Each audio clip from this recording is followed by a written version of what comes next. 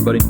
So what I have for you right now is just a quick tip on how to rig a gear belt. This is just a basic military gear belt, and one of the good things about these is that they're super cheap and they're commonly available, and they're sturdy and they work really well.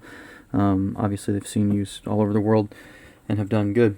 One of the problems I have with using it with some of the newer pouches and different holsters and things like that is that sometimes the gear will slide around on them.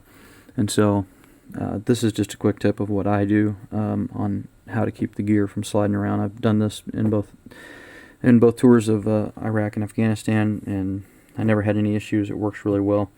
There are a couple things you got to keep in mind though, so I'll show you those real quick.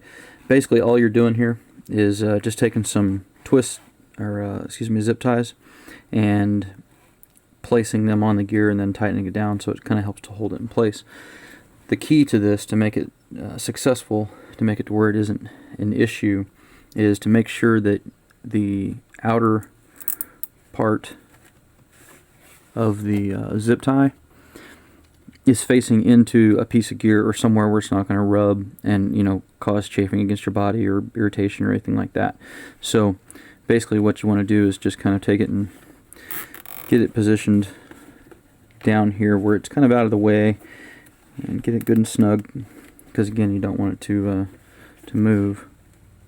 And then take a piece of take just a pair of cutters and cut it off right close to where you want it, and then take and just kind of move it around so it's down inside there, and that way it's not rubbing on your skin or anything up here, and these are nice and tight and everything's going to be good to go. So that is just one tip on something I do with my gear. Again, as you know, usually one or two is fine. You can crisscross them like I did over here, or you can just take them and run them through the eyelets in the GI web belt. And then like for the holster there, I just did one small one down there.